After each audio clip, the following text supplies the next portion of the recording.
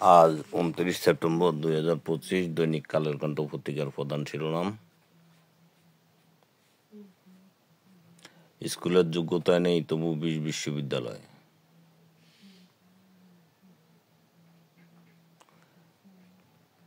পথ শিশুদের মাদকাসক্তি বাড়ছে, জড়াচ্ছে অপরাধ। চ্যাম্পিয়ন হয়েও ট্রফি নিল না ভারত।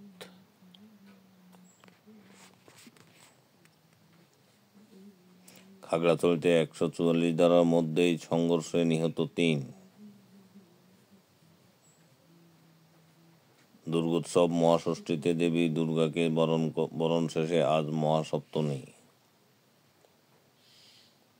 95% হৃদরোগীর অস্ত্রোপচার হয় ঢাকায়। বিশ্ব হার্ট দিবস আজ।